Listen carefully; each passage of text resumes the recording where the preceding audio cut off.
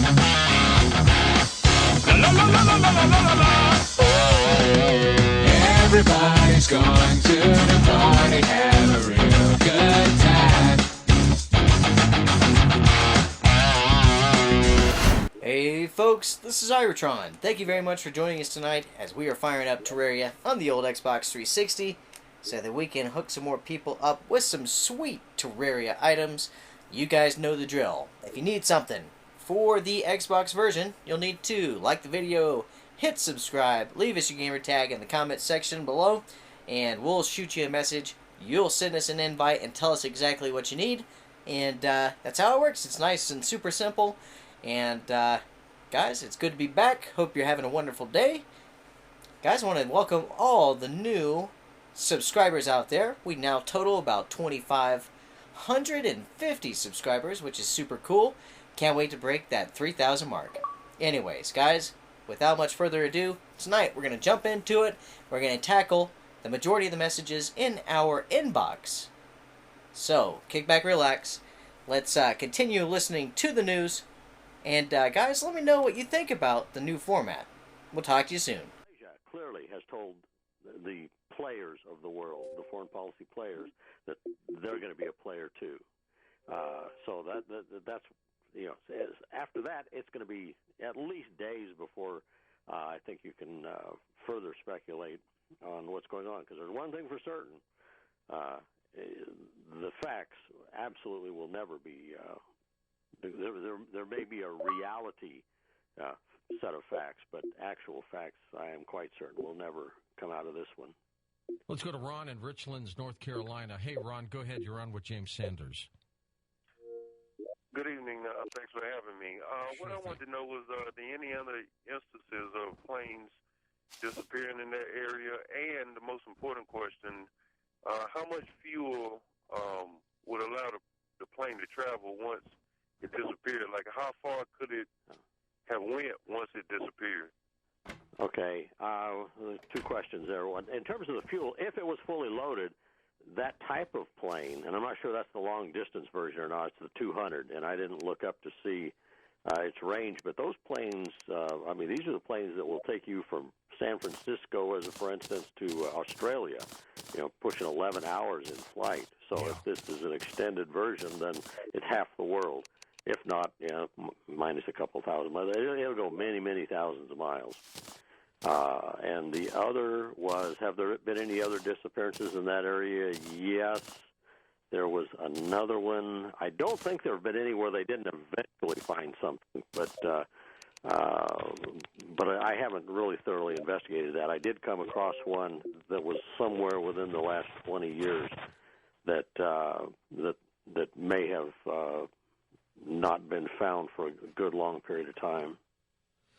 You know, some people say, you know, like the Bermuda Triangle off of Florida, that there could be another kind of place like that in that region as well. Have we had any disappearances of ships or anything, James, in that area? Well, you know, that's an area that the pirates work out of, not too far from there, and maybe even that far down. I'm not sure. But so, you know, that's I'm really not certain. I don't know specifically of any, and if ships did disappear, you know, with all the activity between the pirates and the military and everything else that's down there, I can't tell you. I don't know if there's a Bermuda Triangle type thing in there or not. Let's go to Michael in Detroit, Michigan, east of the Rockies. Michael, go ahead. Hey, George, how are you doing? Good, Michael. Thank you. Let me tell you something. You are brilliant. If it wasn't for your broadcasting, I wouldn't have thought of this. I know how to get to the plane. What happened? Your whole listening audience. Call the newspapers and tell the telephone companies to reverse ping the cell phone. The cell phone will tell where the GPS is, and it'll say, here we are. Or it will at least tell you where the tower, where the transmitter is going. If it wasn't for you telling me that they could make a phone call and it didn't go through, at least you connect the phone. Now you know the GPS version. They can track it. I love, good idea. I got to believe, James, that if that Wall Street Journal report was correct, that phones were ringing, as strange as it may seem, I would think that they have already tried to do that, don't you? I'm sure that they're on top of that game. I, if they're not, then we just disband the NSA. Yeah, I'm positive that would have been done early. And if they found any info on it, yeah, you'd never know about it, of course. There'd be no reason to tell the public.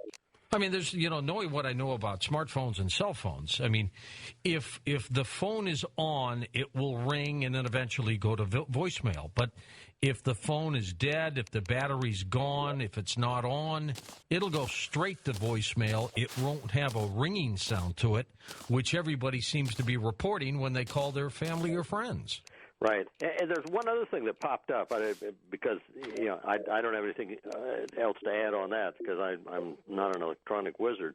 But an outfit called Digital Globe that's online, www.digitalglobe.com, they collect virtually all available satellite imagery, that's not coded from around the world. And you can get at it anytime you want going over to their site, and they put out I guess you'd call it a plea to the public to come and start grabbing off. I guess the ocean in that area is divided up into, you get your little square, and you can magnify it and search in detail, apparently right down to the wave level. And they were asking for the public to come in and grab their little square and see if they could find anything that looked like debris to give back to them so they could, professionals would then look at it. But then so many people tried to do it that the site crashed. But if they can do it, then obviously the governments are doing that as well. Now, this was in the wee hours, so it was dark. But I'm wondering if they would have had satellite photography of that region kind of looking down on the plane, and they might be able to spot where it went that way. Is that possible, or was it just too dark? I don't know. I did see a report where China moved 10 of its satellites into that area to, start searching. But what they can see at night, I don't know. I really don't. But now, one thing I do know is that if the plane had exploded, they've already checked that because there is satellite imagery where if there was any kind of an explosion or presumably a missile, exploding and hitting the plane or the plane burning or anything that created heat, they could pick that up, and they haven't been able to find anything there. Was there any significance, James, to the two phony passport folks who got on? Boy, I don't know. The younger one, they have the mother, and who knows, what mother knows what their 19-year-old kid really is doing. Yeah. Interpol coming out and say, well, we've looked at our records and we think the probability of a terrorist attack is quite remote now that we've been able to eliminate him. Well, you can't eliminate him.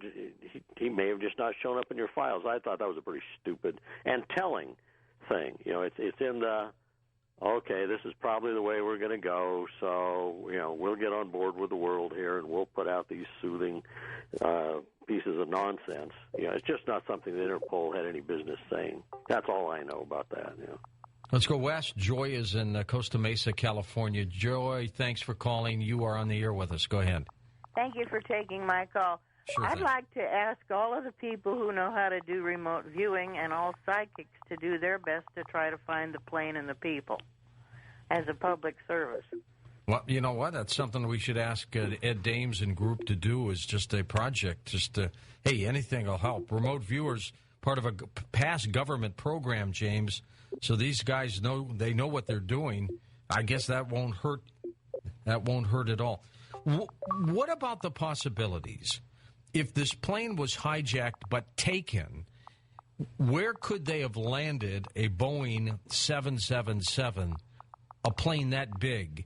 Can't be on a small little dirt airfield. It's got to be in some airport somewhere, right? Yeah, you would think so. I guess there are parts of the desert out there that if they knew in advance that they were going to be landing a heavy plane, they'd know, they'd have to be smart enough to get somebody to do some calculations. But in all probability, a plane like that, if they ever wanted to use it again, it'd have to come into an airport. And you do have to look and say, well, not too far up the road to Iran. But, that's, I have no clue on that one. But that would be really a speculative guess, but it is just up the road from where that plane seemed to be heading at a very low altitude. Here's the other strange part. Terrorists want publicity. Right. Whether they are tweeting it now or putting it, all over the place, they want the world to know that they did this. They've been very silent in this situation. Nobody's come forward yet. They haven't said what they did. They haven't said they blew up a plane. I find that unusual, don't you? In terms of if it was just going to be the taking of the plane, yeah. There's two probabilities that kind of speak to that, and one is if it was going to be used as a kind of a 9/11 thing. Somewhere within flight distance of that plane, they intended to crash it into something, which would, of course, give our team, if they were good analysts and good spies, and had some hint it was going down, they would just take the thing out so we didn't have another 9/11. Or, quite obviously, if it was a terrorist thing, there was another mission involved. It could have been taking out somebody on the plane. If it wasn't a 9/11 or taking somebody out of the plane off, just taking them out, right, killing them, then there is no reasonable, rational explanation for this having anything to do with terrorism. No, there really isn't. And to date, nobody has said anything about anybody specifically prominent on this plane, have they? No, not prominent, but they don't have to be prominent. They just have to be something that somebody with the ability to do the dirty deed needed to take them out. I mean, it could be somebody with knowledge. Could be a businessman that they wanted a hit on or something, right? Yeah, there's a vast. You can speculate on that for days, actually, and the type of person that could have been on that plane that isn't known. Intelligence would eventually figure that one out if they haven't already. We're going to come back with you, James. We're going to take some final calls, and of course, we have to also think about the possibility that it was in the luggage, and there was no suicide bomber. That maybe it was set up in the luggage. We'll be back in a moment.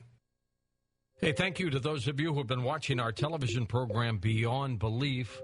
Last week was a record week. I really appreciate that. If you'd like to look at it for free for 10 days, simply go to beyondbelief.com and sign up for that. And you can also look at all the other available videos that are there during that 10-day period. beyondbelief.com. Welcome back to Coast. James Sanders with us. James, back in 1964, there was a movie called Fate is the Hunter, and it starred Glenn Ford, and it had to do with, of course, the possibility that a plane that went down was done by pilot error, and Glenn Ford, of course, the investigator, did not believe it, and he ended up investigating it and found out a spilled coffee cup that went into the equipment is what caused that plane to go down. What has happened to the beacons? I mean, it seems like everything is going wrong on this plane and this investigation. What about the beacons that are supposed to be so fail-safe? They're not emitting the sounds that they should be. Well, we don't know that. Ships have to drag their sonar equipment. To the best of my knowledge, you can't hear them from the air, but I may be wrong on that. There may be technology that wasn't around in 1996 that they can use aircraft to do it. But from my knowledge, ships have to drag their little sonar gizmos to search for it. But those things will go for a pretty long period of time. 30 days, they say. Yeah. To me, that would be critical. If they can find that, that's probably where the plane is. Yeah, you would think so. I will say this: of all the aircraft accidents I've looked into, and of course TWA 800, it is the government with ease gets its own way in these investigations. The dominant media will not go, wait a minute, that's just not getting the job done. I mean, you can look at Egyptian Air, Swiss Air, American 587 is the most compelling case. It was 60 days after 9/11 out of JFK. I will flatly state that plane was brought down by a bomb inside the passenger cabin. And there were witnesses almost in a complete 360-degree circle that will give you second-by-second detail on that happening. And yet the New York Times puts out an article right after it begging the government, if in fact it was a terrorist act, please don't tell us. It'll destroy our economy. And that was actually a very factual statement. The New York, all the airports would have had to close down. They would have done enormous damage, not just to that area, but to the entire United States economy. What's the mindset, James, of these people who kill innocent people in planes or in cafeterias where they blow themselves up? What are they trying to prove?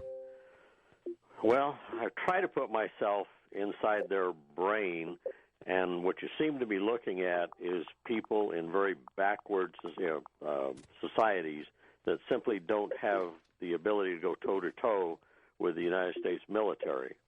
And so they're using their own form of warfare against us.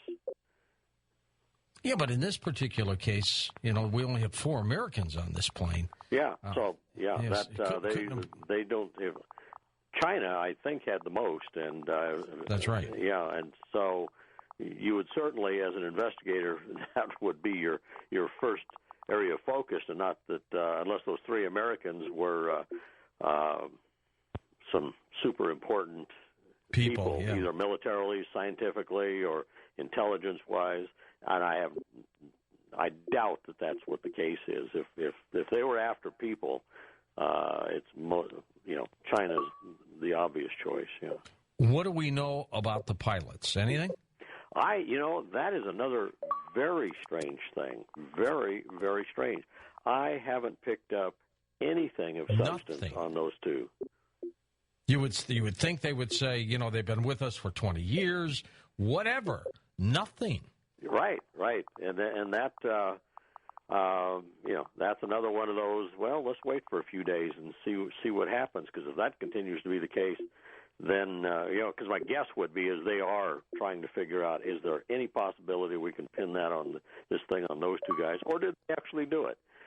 That type of thing. And so they're probably just trying to keep the intelligence people just trying to keep their head down until they've either made a political decision or a factual decision, and most likely a political decision will be made. Do you think somebody flipped off the transponder? Oh, yes, absolutely. That had to be deliberate.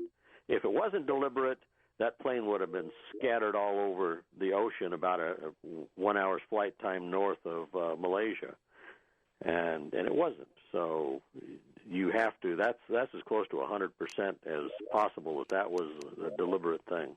Why make the turn if this radar story is correct? Where are they going? Well, now there's a wonderful question to which I don't have an answer, because the world opens up to you. If the Air Force general is right and the guy who confirmed him is right, then they stayed at a fairly good altitude until they were approaching the coast of Vietnam. Malaysia. No, this was Malaysia. They were turning back to the west. To that part. Okay. Yeah.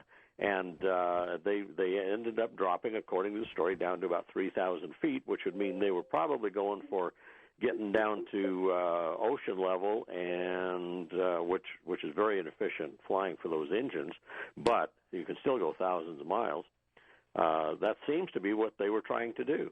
And so where were they going from there? Well, anything's possible. Iran's just up the road, so that's the easy shot. Yeah. But after that, who knows? Well, why would you take it down to 3,000 feet when you could stay up there at 35,000? They had a long way to go. Well, because if you get down, they'd have to keep going lower than that to get under radar coverage, so that they couldn't be tracked. You're up high there. Everybody in the world's tracking you. All right, so let's assume then, because we're honing in on some of this, somebody took over that plane, or the pilots did it themselves, and I'm not sure there was an explosion on the plane. No, I don't think there was. No. So where do you think the plane might be? Speculation. If I had to speculate, I'd say it's somewhere in Iran, that Iran had some reason to get a hold of somebody on that plane. It landed. If and Iran's not going to do it. Just say, hey, look, we've got this, because then they're going to get blown out of the water. If in fact it had anything to do with Iran, there's somebody on that plane they really badly wanted. And that's just speculation. But with that plane dropping down to a low altitude, those are people that know what they're doing. They're not just going to go to 3,000 feet. They're going to go down because 20 miles, line of sight is what radar does. And 20 miles, if you're low enough to that water, you get 20 miles from any radar, and it can no longer track you. Unless there's a weather inversion, which I doubt that there was that night. Okay. All right. So nobody reports seeing a low-flying plane fly overhead? Oh, yeah, there were. Well, this was a news story that ran, that I picked it up this afternoon, in which it was attributed to civilians thought they saw a wide body in the early morning hour, darkness, at a low level coming across Malaysia. They thought? I mean, you either see it or you don't, right? Yeah, well, apparently it must have been a part of the country where they're not used to seeing big planes at low altitudes. And so this was alleged to have been called into wherever somebody in Malaysia called something into. And they forgot to grab the cell phones from the passengers, and hence maybe that story's correct, that family members called them, but these people were petrified to answer their phones, maybe. Or they were collected, but not turned off. But not turned off, or some of them weren't turned off. Right. That's a good point, too. Right. And my guess would be they were professional. These guys were professionals, but if they didn't then take the batteries out, then these things could ring away. So if they have the plane, let's say it's in Iran or something, one of two things then. They wanted somebody off that plane, or they want that plane. Now, if they want the plane, what are they going to use it for?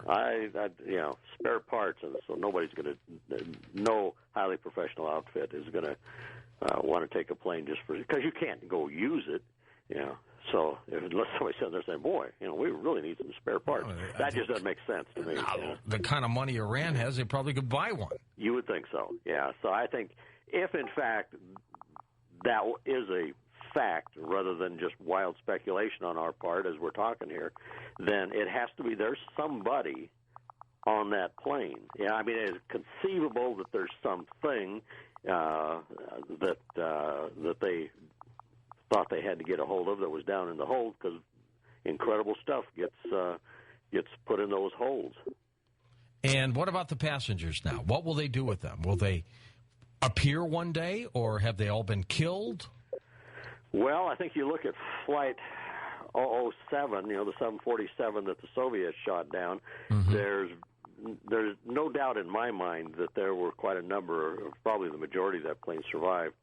And I believe, from what little information we were able to gather, is that the children were spread throughout the eastern part of the Soviet Union in orphanages and whatnot. What happened to the people? They were probably worked to death. But you can't do that if we're talking about Iran. So I don't. You have to kill them. Again, to keep it secret. Yeah, there's just no other way to do it in this day and age. Amazing story. Let's take some more calls. Scott is in San Diego. Welcome to the show. Go ahead, Scotty. You are on Coast to Coast. Hi, George. The show normally for me is highly entertaining and always, almost always informative. But some of the speculation tonight is just burning me. And I'll give you some context. I had a friend who was on the plane that hit the Pentagon on 9/11, and my hackles go up when I hear some of this stuff. And as far as the cell phones are concerned, I'll give you two scenarios. On a normal flight, they tell you to turn all that stuff off, the electronic stuff. That's right. All right. If there's an emergency, let's assume that there was some amount of time that the people, all bets are off, and they're going to turn on their phones. If you call a phone, that even one that survives an air crash, even regardless of the state of the phone, if you dial that number until the account is turned off, you're going to get a ringing signal. No, So- that's not the case. If that phone is turned off, it should go straight to voicemail. If it's not Yeah. functioning, if it's Well, if it's still on, it's going to ring. That's right, and that what I said was, in an emergency, you got to assume that some people are going to turn their phones off regardless of the rules. So either the plane and the phones are at a watery depth, or if they landed on land and crashed somewhere, those phones would still be operating, the ones that are on, and people would still get a ringing signal. All right, but how do you explain, Scott, the apparent change of direction and course? All right, guys. Thank you very much for watching the video. Hope you guys enjoyed it, and hope you all who have received your items, hope you have a ton of fun with them. Make sure that you like and subscribe, guys. Promote the video, post it to Facebook, Twitter, all that good stuff. Do me a favor, spread the good word about the channel, and let me know what games you would like to see us play. We have a boatload of content out there, ranging from Rambo to the latest South Park game to, I mean, it's just all sorts of stuff, from mobile games to consoles to computer. Anyways, guys, have a wonderful evening. We'll talk to you soon. Hoorah! Rock like this, rock like that. Go ahead and get your grown man on. Drop it like this, drop it like that. Go ahead and get your grown woman on. Give me a bag of good and a bunch of tricks, cause everyone too tough to be rocking like this. So come on, shake the load up, come on. Shake loose, shake stress. I got a fifth and yet, and I can't miss my chance. Cause shorty looking too good with the way she dance. So come on, shake the load up, come on. Shake loose, shake stress.